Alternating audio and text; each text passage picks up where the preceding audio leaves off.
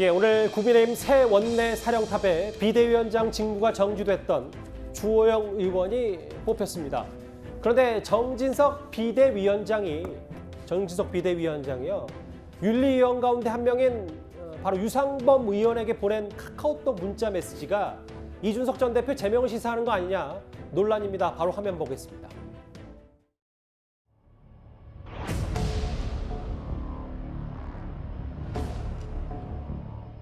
이번에도 참 대단한 무리수가 나오지 않을까라는 기대를 하고 있습니다. 대통령이 출국하시거나 어디 가시면은 그때 꼭 그때 일을 벌입니다.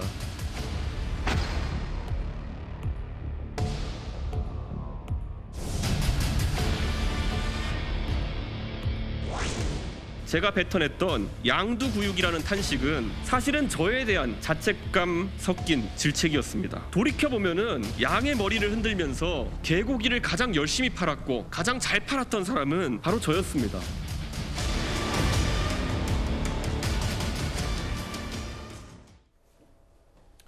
이현정 의원님, 이제 국민의힘 의원들은 글쎄요. 문자 메시지 주고받는 게 포착만 되면 정말 어떤 생각이 들지. 내용은 이렇습니다. 성상납 부분 기소가 되면 함께 올려 제명해야죠. 윤리위원 가운데 하나는 유상범 의원이 이렇게 답을 했는데 그 전에 질문은 오케이, 중징계 중 해당 의원 경고해야지요. 정진석 비대위원장이었습니다. 어떻게 바라보세요? 참 그렇게 문자 때문에 고생을 해놔놓고 또 문자를 저렇게 한다는 게 도대체 좀 개념이 있는지 모르겠어요. 다 휴대전화를 뭐 압수하든지 해야 뭐 이게 국민의힘 사태가 해결되지 않을까 싶은데 결정적 순간마다 이 문자 때문에 정말 곤욕을 치는 거 아니겠습니까? 제발 좀 정신 좀 차렸으면 좋겠습니다.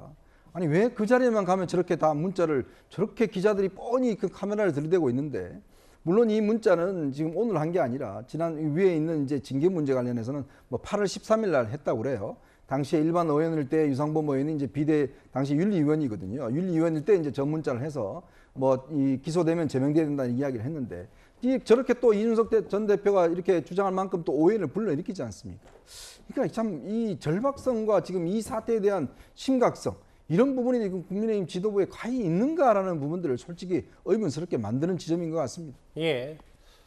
글쎄요, 뭐 대통령과 권성동 원내대표 문자 파동 이후에 뭐 여러 또 한 번의 구설이 올랐는데 오늘 또 꽤 중요한 날이었잖아요. 왜냐하면 주호영 비대위원장이 또 새롭게 원내대표 되면서 남은 임기 잘 꾸리겠다. 이게 오늘 보낸 문자는 아니더라도 정말 네. 정진석 비대위원장 말 맞다나 본인은 그냥 평의원이었고 유상범 의원과 의견 교환했다고 하더라도 그래도 부적절한 건 아닌지 어떻게 받아들이세요? 네, 저는 뭐 얼마든지 의원들 간에 문자 주고받을 수 있는 거 아닌가 이런 생각이 들고요. 오히려 그런 생각을 하게 됩니다. 일부 의회에서는 디지털 기기를 회의장에 못 가져가게 합니다. 예. 우리도 좀 그런 건 필요한 거 아닌가 이런 생각도 뭐 하기는 하는데요. 그러나 어쨌든 뭐 저는 이것이 이준석 대표가 기자회견을 하는 날이었고 그걸 보고 난 의원들의 경우에는 상당한 분노들이 있었을 것이고 그것을 주고받은 것이다. 이렇게 본다라고 하면 이것이 뭐가 그렇게 큰 문제이냐. 비대위원장으로서 지금 썼다라고 한다면 오히려 문제이겠지만 그 당시는 비대위원장도 아니지 않았느냐 이런 얘기를 드릴 수가 있을 것이고요. 예. 저는 오히려 유상범 의원이 이 문제로 인해서 뭐 이번에 나온 문제는 아니고 이미 지난번에 나온 문제 쓴 것입니다만은 윤리위원회의 위원직을 사임했다라고 하는 게 더 중요한 것이 아닌가 이런 생각이 드는데요. 이 정치적 정무직이라고 하는 것은 이렇게 작은 문제들이 생기면은 책임을 지는 것이다. 이건 무슨 임기가 보장되고 그런 것이 아니다라고 하는 것을 저는 좀 이준석 전 대표가 배웠으면 좋겠다라는 생각입니다. 저 문자 파종 논란이 좀 커지니까 김원국 교수님, 그 유상범 의원이 윤리위원직을 물러나겠다고 했어요. 뭐 이렇게 일단락은 될 수 있는 건지 어떻게 받아들이십니까? 일단락 되지는 않겠죠. 저기에 대해서 이준석 전 대표 당연히 반발할 거고요. 계속해서 여러 가지 법적 조치를 취하고 있는데 저는 그래서 지금 심각하다고 봅니다. 왜냐하면 당, 정, 대 다 문제입니다. 우리 이번에 영빈관 파동에서 보듯이 대통령실도 전혀 국정에 대해서 끌고 가는 여러 가지 그런 비전과 준비가 안 돼 있는 상황이고요.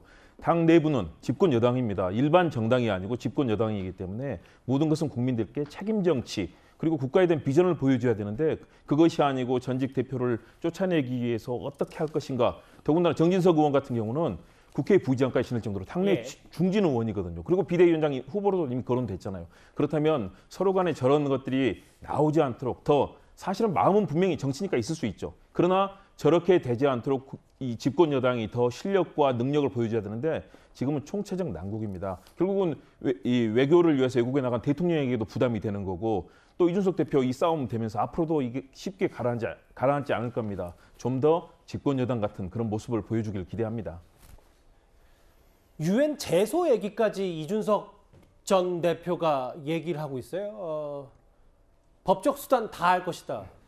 11.6 사태 1979년까지 거론됐는데 글쎄요. 뭐 갈 때까지 가보겠다. 뭐 이준석 전 대표 측의 취지는 이해합니다만 글쎄 유엔 제소는 어떻게 저희가 좀 받아들일 수 있을까요? 그러니까 뭐 아까 전에 이양희 윤리위원장이 과거에 이제 유엔에서 인권과 관련해서 업무를 했기 때문에 그거를 언급한 것도 있고요.